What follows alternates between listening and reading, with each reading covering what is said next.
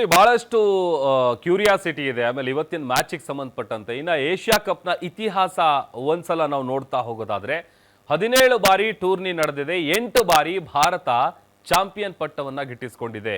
2 ಬಾರಿ ಮಾತ್ರ ಪಾಕಿಸ್ತಾನ ಚಾಂಪಿಯನ್ ಆಗಿರೋದು, ಅಂದ್ರೆ 2 ಬಾರಿ ಗೆದ್ದಿರೋದು ಮಾತ್ರ. ಬಟ್ ಭಾರತ 8 ಬಾರಿ ಗೆದ್ದಿದೆ. ಇನ್ನು ಹಾರ್ದಿಕ್ ಪಾಂಡ್ಯ ಅವರು ಈ ಬಾರಿ ಆಡ್ತಾರಾ ಆಡಲ್ವಾ ಅನ್ನುವಂತಹ ಸಂಶಯ ಕೂಡ ಇದೆ, ಪ್ರಶ್ನೆ ಕೂಡ ಇದೆ. ಅದಕ್ಕೆ ಸಂಬಂಧಪಟ್ಟಂತೆ BCCI ಯಾವುದೇ ರೀತಿಯಾದಂಥ ಕ್ಲಾರಿಟಿಯನ್ನು ಕೊಟ್ಟಿಲ್ಲ. ಹಾಗಾಗಿ ಅವರು ಆಡ್ತಾರಾ ಇಲ್ವಾ ಅಂತ ಈ ಇಂಜುರಿ ಆಗಿರುವಂಥ ವಿಚಾರಕ್ಕೆ ಸಂಬಂಧಪಟ್ಟಂತೆ. ಆಮೇಲೆ ಏಷ್ಯಾ ಕಪ್ನ ಇತಿಹಾಸ ನಾವು ಗಮನಿಸ್ತಾ ಇದೀವಲ್ಲ, 17 ಬಾರಿ ಟೂರ್ನಿ ನಡೆದಿರೋದು, ಅದರಲ್ಲಿ 8 ಬಾರಿ ನಮ್ಮ ಟೀಮ್ ಇಂಡಿಯಾ ಗೆದ್ದಿದೆ, ಚಾಂಪಿಯನ್ ಅನ್ಸ್ಕೊಂಡಿದೆ. ಅದರ ಜೊತೆಗೆ ಪಾಕಿಸ್ತಾನ ಗೆದ್ದಿರೋದು ಕೇವಲ 2 ಮ್ಯಾಚ್ ಮಾತ್ರ. ಇದೆಲ್ಲದರ ನಡುವೆ ಪ್ಲೇಯರ್ಸ್ನ ವಿಚಾರಕ್ಕೆ ಬರೋದಾದ್ರೆ ಹಾರ್ದಿಕ್ ಪಾಂಡ್ಯ ಅವರು ಆಡ್ತಾರಾ ಆಡಲ್ವಾ ಅನ್ನುವಂಥ ಪ್ರಶ್ನೆ ಕೂಡ ಸಹಜವಾಗಿ ಕಾಡ್ತಾ ಇದೆ. ಆಮೇಲೆ ನಾ ಹೇಳ್ತಾ ಇದ್ನಲ್ಲ, 41 ವರ್ಷದ ಬಳಿಕ ಮೊಟ್ಟ ಮೊದಲ ಬಾರಿಗೆ ಪಾಕಿಸ್ತಾನ ಮತ್ತೆ ಭಾರತ ಅದು ಫೈನಲ್ನಲ್ಲಿ ಆಡ್ತಾ ಇರೋದು, ಏಷ್ಯಾ ಕಪ್ನಲ್ಲಿ ಇದೇ ಫಾರ್ ದ ಫಸ್ಟ್ ಟೈಮ್ ಆಡ್ತಾ ಇರೋದು. ಆಮೇಲೆ ನಿರೀಕ್ಷೆಗಳು ದುಪ್ಪಟ್ಟಿದೆ, ಒಂದಷ್ಟು ಬೆಟ್ಟದಷ್ಟು ನಿರೀಕ್ಷೆಗಳಿದೆ. ಯಾಕಂತಂದರೆ ಹಿಂದೆ ಎಲ್ಲ ನಿರೀಕ್ಷೆ ಇತ್ತು, ಆ ನಿರೀಕ್ಷೆಯನ್ನು ಹುಸಿಗೊಳಿಸಿಲ್ಲ. ಅದೇ ರೀತಿಯಾಗಿ ಆಡಿ ಗೆದ್ದು ಬಂದಿದ್ದಾರೆ, ಪಾಕಿಸ್ತಾನಕ್ಕೆ ಮಣ್ಣು ಮುಗಿಸಿದ್ದಾರೆ ನಮ್ಮ ಟೀಮ್ ಇಂಡಿಯಾ ಆಟಗಾರರು. ಅದರ ಜೊತೆಗೆ ಹಾರ್ದಿಕ್ ಪಾಂಡ್ಯ ಅವರು ಆಡ್ತಾರಾ ಇಲ್ವಾ ಅಂತ ಶ್ರೀಲಂಕಾ ವಿರುದ್ಧ ಸ್ನಾಯು ಸೆಳೆತ ಆಗ್ತಾ ಇತ್ತು ಅವರಿಗೆ. ಅರ್ಧದಲ್ಲೇ ಮೈದಾನವನ್ನ ತೊರೆದಿದ್ರು ಹಾರ್ದಿಕ್ ಪಾಂಡ್ಯ ಅವರು. ಆಮೇಲೆ T20 ವಿಶ್ವಕಪ್ ಗೆಲುವಿನಲ್ಲಿ ಮಹತ್ವದ ಪಾತ್ರ ಅವ್ರದಿತ್ತು. ಹಾರ್ದಿಕ್ ಆಡೋದು ಇವತ್ತು ಡಿಸೈಡ್ ಆಗುತ್ತೆ, ಆಡ್ತಾರಾ ಇಲ್ವಾ ಅಥವಾ ಏನ್ ಕತೆ ಅಂತ.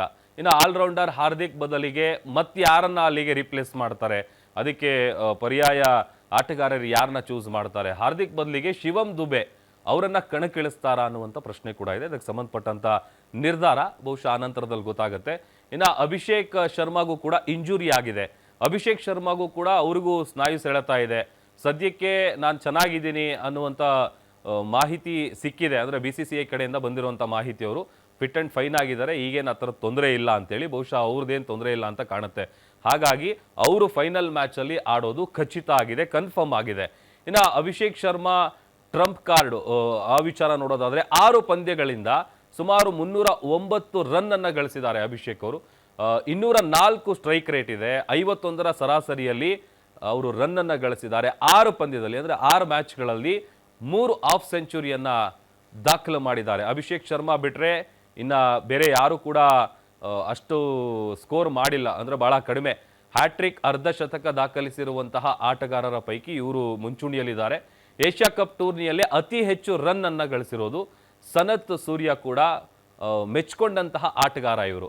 ಇನ್ನು ಮೇಲೆ ಅತಿ ಹೆಚ್ಚು ಸಿಕ್ಸ್, ಅಂದರೆ ಅಂತ 19 ಸಿಕ್ಸ್ಗಳನ್ನು ಬಾರಿಸಿರೋದು ಯಾರು ಅಂತ ಅಂದರೆ ಜಯಸೂರ್ಯ ಅವರು ದಾಖಲೆಯನ್ನು ಬ್ರೇಕ್ ಮಾಡಿದ್ದಾರೆ. ಆಮೇಲೆ ವಿರಾಟ್, ರೋಹಿತ್ ರಂತೆಯೇ ಪಾಕ್ ತಂಡಕ್ಕೀಗ ಅಭಿ ಟಾರ್ಗೆಟ್ ಆಗಿದ್ದಾರೆ. ಅಂದರೆ ಅವರು ವಿಕೆಟ್ ಮೊದಲಿಗೆ ತಗೊಂಡ್ರೆ ಅಲ್ಲಿಗೆ ನಾವು ಗೆದ್ದಂತೆ ಅನ್ನುವಂಥ ಲೆಕ್ಕಾಚಾರ ಕೂಡ ಹಾಕ್ಕೊಂಡಿದ್ದಾರೆ.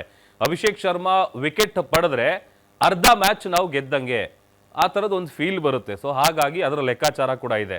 ಆಮೇಲೆ ಇನ್ನೊಂದಷ್ಟು ವಿಚಾರ ಅಂತ ಅಂದರೆ, ಈಗ ಗುರು ಯುವರಾಜ್ ಸಿಂಗ್ ಏನಿದ್ದಾರೆ ಅವರನ್ನ ಮೀರಿಸುವಂತೆ ಅಭಿಷೇಕ್ ಅವರು ಆಡ್ತಾ ಇದ್ದಾರೆ. 25ಕ್ಕಿಂತ ಕಡಿಮೆ ಎಸೆತಗಳಲ್ಲಿ ಸುಮಾರು 50 ರನ್ಗಳನ್ನು ಅವರು ಕಲೆ ಹಾಕಿದ್ರು. ಯುವರಾಜ್ 4 ಬಾರಿ, ಅಭಿಷೇಕ್ 5 ಬಾರಿ. ಅದು ನಾವು ಗಮನಿಸಬೇಕಾಗಿರುವಂಥ ವಿಚಾರ.